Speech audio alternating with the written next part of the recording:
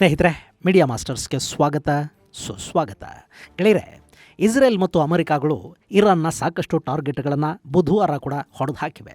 ಅದರಲ್ಲೂ ತೆಹರಾನ್ನಲ್ಲಿನ ಸೇನಾ ಪೋಸ್ಟ್ಗಳು, ಕೋಮ್ ಮತ್ತು ಇಸ್ಫಹಾನ್ನಲ್ಲಿನ ಒಂದಷ್ಟು ಫೆಸಿಲಿಟಿಗಳ ಮೇಲೆ ಇಸ್ರೇಲ್ನ IDF ಬಾಂಬಿಂಗ್ ಅನ್ನು ಮಾಡಿದೆ.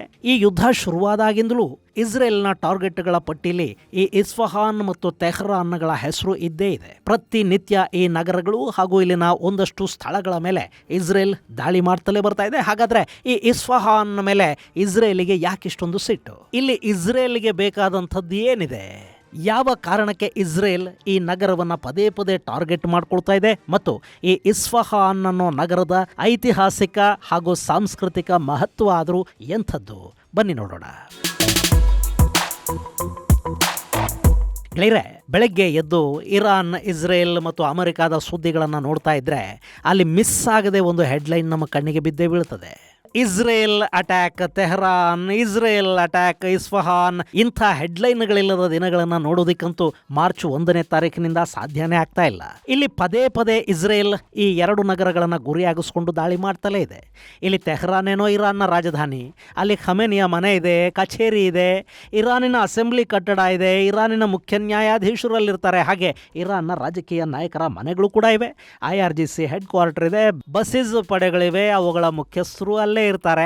ಅಲ್ಲಿ ನ್ಯೂಕ್ಲಿಯರ್ ಫೆಸಿಲಿಟಿಗಳಿವೆ, ತೈಲಾಗಾರಗಳಿವೆ, ಹಾಗೇನೆ ಮಿಸೈಲ್ ದಾಸ್ತಾನುಗಳು ಕೂಡ ಅಲ್ಲಿವೆ.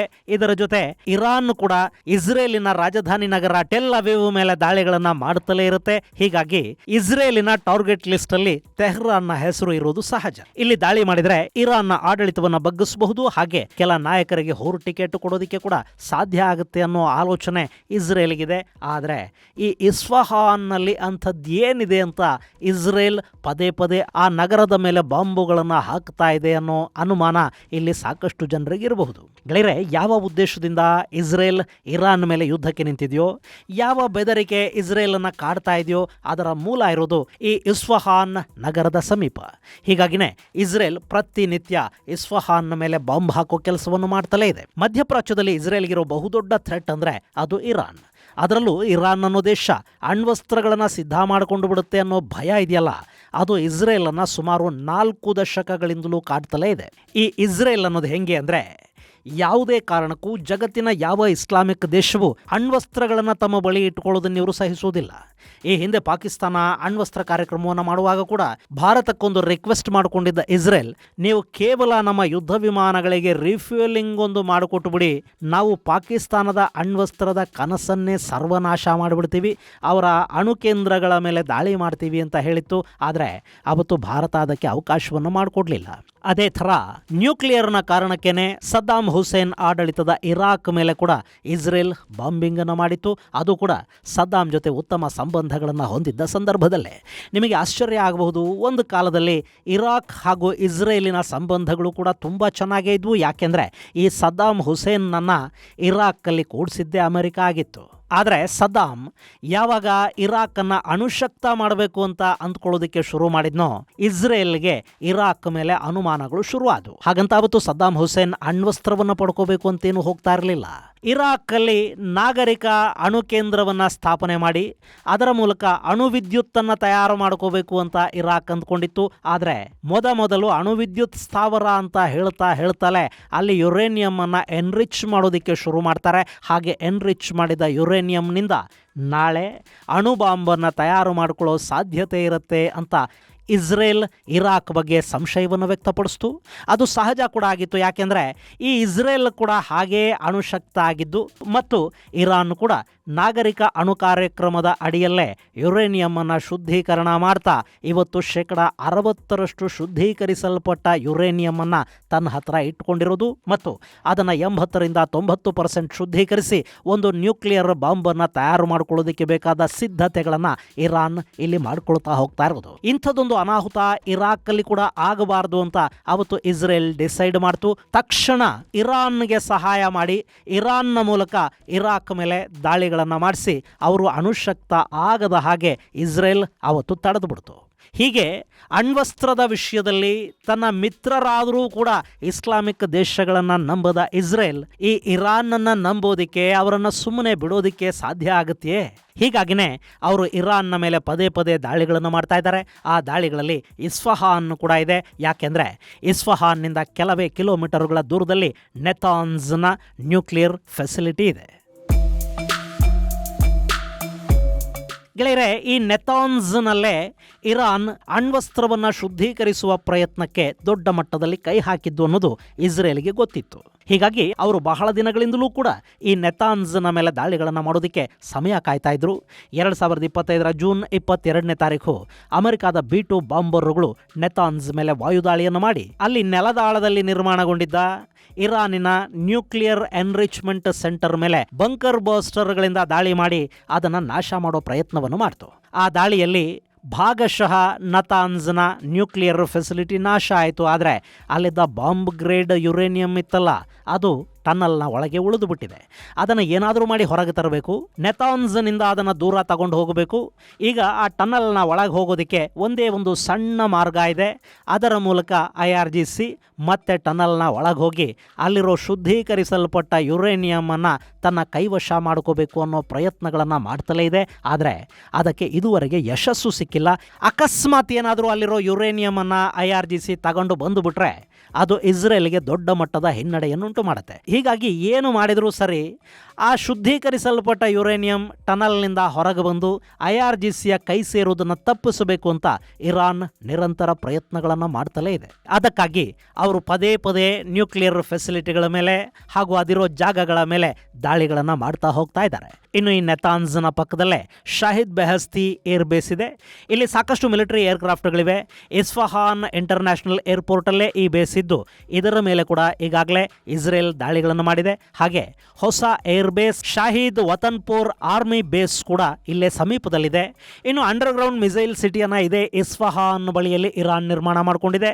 ಇದೊಂದು ಫೋರ್ಟಿಫೈಡ್ ಸಿಟಿ ಆಗಿದ್ದು ಇಸ್ಫಹಾನ್ನ ಬಳಿಯಲ್ಲೇ ಪರ್ವತಗಳ ಒಳಗೆ ಇದೆಲ್ಲವನ್ನ ನಿರ್ಮಾಣ ಮಾಡಿಕೊಂಡಿದ್ದಾರೆ ಅಂತ ಹೇಳಲಾಗ್ತಾ ಇದೆ. ಇನ್ನು ಮಜೀದ್ ಅಸ್ಕಾರಿ ಮಿಲಿಟರಿ ಬೇಸ್ ಕೂಡ ಇಲ್ಲೇ ಇದೆ. ಸೊ ಇದೆಲ್ಲವನ್ನ ನೋಡ್ತಾ ಇದ್ರೆ ಇಸ್ಫಹಾನ್ ಅನ್ನೋದು ಇರಾನ್ನ ಅತ್ಯಂತ ಆಯಕಟ್ಟಿನ ಅತಿ ಮುಖ್ಯವಾದ ಮಿಲಿಟರಿ ಪ್ರದೇಶ ಅಂತ ಹೇಳಿದರೆ ತಪ್ಪಾಗೋದಿಲ್ಲ.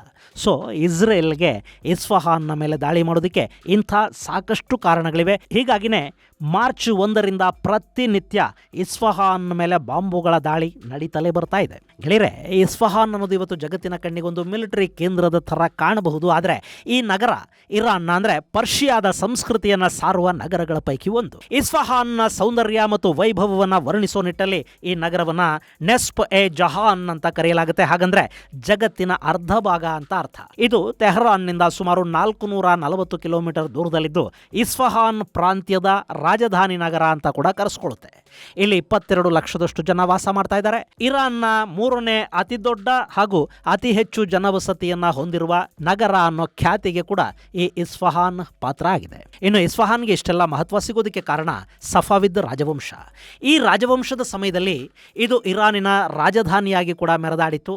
17ನೇ ಶತಮಾನದಲ್ಲಿ ನೀಲಿ ಟೈಲ್ಸ್ ಅನ್ನು ಬಳಸಿ ನಿರ್ಮಾಣ ಮಾಡಲಾಗಿರುವ ಅದ್ಭುತ ಕಟ್ಟಡಗಳು, ಗುಂಬಜುಗಳು, ಮಿನಾರುಗಳು, ಉದ್ಯಾನಗಳು ಮತ್ತು ಸೇತುವೆಗಳು ಇವತ್ತಿಗೂ ಕೂಡ ಸಾಕಷ್ಟು ಪ್ರವಾಸಿಗರನ್ನ ತಮ್ಮ ಕಡೆ ಸೆಳೀತಾ ಇವೆ. ಹೀಗಾಗಿನೇ ಇಸ್ಫಹಾನ್ನ ಏಷ್ಯಾದ ಅತಿ ಪ್ರಸಿದ್ಧ ಪ್ರವಾಸಿ ನಗರ ಅಂತ ಕೂಡ ಕರೀತಾರೆ. ಇಲ್ಲಿ ಸಾಕಷ್ಟು ವಿಶ್ವ ಪಾರಂಪರಿಕ ಸ್ಥಳಗಳಿವೆ.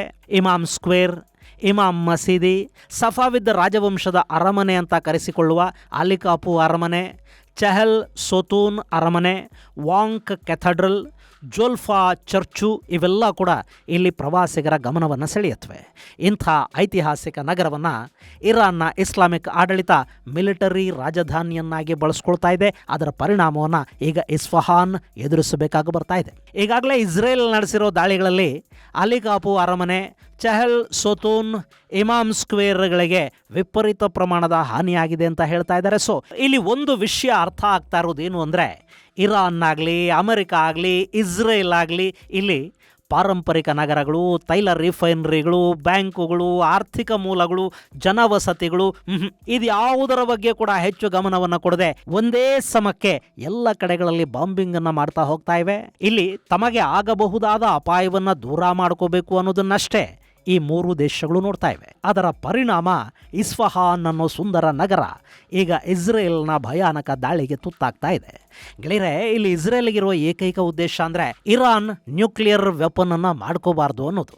ಒಂದು ವೇಳೆ ಇರಾನ್ನಲ್ಲಿ ಈ ಇಸ್ಲಾಮಿಕ್ ರಿಪಬ್ಲಿಕ್ನ ರೆಜಿಮೆ ಮುಂದುವರೆದ್ರೆ ಅವರು ಯಾವತ್ತಾದರೂ ಒಂದು ದಿನ ಅಣ್ವಸ್ತ್ರವನ್ನು ಸಾಧಿಸಿಕೊಂಡು ಬಿಡ್ತಾರೆ. ಕಳೆದ 45 ವರ್ಷಗಳಿಂದ ಇಸ್ರೇಲ್ ವಿರುದ್ಧ ದ್ವೇಷ ಕಾರ್ಕೊಂಡೇ ಉಸಿರಾಡ್ತಾ ಇರೋ ಈ ಆಡಳಿತವನ್ನು ತೆಗಿಬೇಕು, ಆ ಮೂಲಕ ತನ್ನನ್ನು ಕಾಡ್ತಾ ಇರೋ ನ್ಯೂಕ್ಲಿಯರ್ ಭಯವನ್ನು ದೂರ ಮಾಡ್ಕೋಬೇಕು ಅನ್ನೋ ನಿಟ್ಟಲ್ಲಿ ಇಸ್ರೇಲ್ ಹೊರಟಿದೆ. ಹೀಗಾಗಿನೇ ಇಸ್ಫಹಾನ್ ಮೇಲೆ ವಿಪರೀತ ಪ್ರಮಾಣದ ದಾಳಿಗಳಾಗ್ತಾ ಇವೆ. ಇನ್ನು ಈ ಇಸ್ಫಹಾನ್ ಪಕ್ಕದ ನತಾನ್ಸ್ ಅಲ್ಲಿ ನ್ಯೂಕ್ಲಿಯರ್ ಸೈಟಿಗೆ ಕಮಾಂಡೋಗಳನ್ನು ನುಗ್ಗಿಸಿ ಅಲ್ಲಿರೋ ಶುದ್ಧೀಕರಿಸಲ್ಪಟ್ಟ ಯುರೇನಿಯಂ ಅನ್ನ ಅಮೆರಿಕ ತನ್ನ ವಶಕ್ಕೆ ಪಡ್ಕೋಬೇಕು ಅನ್ನೋ ನಿರ್ಧಾರವನ್ನು ಕೂಡ ಈಗಾಗಲೇ ತಗೊಂಡಾಗಿದೆ. ಈ ಬಗ್ಗೆ ಟ್ರಂಪ್ ಹೇಳಿಕೆಯನ್ನು ಕೂಡ ಕೊಟ್ಟಿದ್ದಾರೆ. ಆದರೆ ಈ ತಕ್ಷಣ ಆ ಕೆಲಸವನ್ನು ಮಾಡೋದಕ್ಕೆ ಅಮೆರಿಕಾಗೆ ಸಾಧ್ಯ ಆಗೋದಿಲ್ಲ. ಈ ಯುದ್ಧ ಇನ್ನಷ್ಟು ತೀವ್ರವಾಗಿ ಇಸ್ಫಹಾನ್ ಮೇಲೆ ಅಮೆರಿಕಾದ ಪಡೆಗಳಿಗೆ ಅಥವಾ ಇರಾನ್ನ ಪ್ರಜಾಪ್ರಭುತ್ವದ ಪರವಾಗಿ ಹೋರಾಟ ಮಾಡ್ತಾ ಇರೋರಿಗೆ ಹಿಡಿತ ಸಿಕ್ಕ ನಂತರ ಇಸ್ಫಹಾನ್ನಲ್ಲಿ ಮತ್ತೊಂದು ಪ್ರತ್ಯೇಕ ನ್ಯೂಕ್ಲಿಯರ್ ಆಪರೇಷನ್ ನಡೆಯೋ ಸಾಧ್ಯತೆಗಳಿರುತ್ತವೆ. ಒಟ್ಟಲ್ಲಿ ಇರಾನ್ನ ಈ ಐತಿಹಾಸಿಕ ನಗರ ಈ ಬಾರಿ ಪದೇ ಪದೇ ಪೆಟ್ಟು ತಿಂತಾ ಇದೆ. ಸುಂದರ ಪ್ರವಾಸಿ ನಗರ ಅನ್ನೋ ಹೆಗ್ಗಳಿಕೆಯನ್ನು ಇದು ಎಲ್ಲಿ ಕಳ್ಕೊಂಡು ಬಿಡುತ್ತೋ ಅನ್ನೋ ಆತಂಕ ಕೂಡ ಕಾಡ್ತಾ ಇದೆ.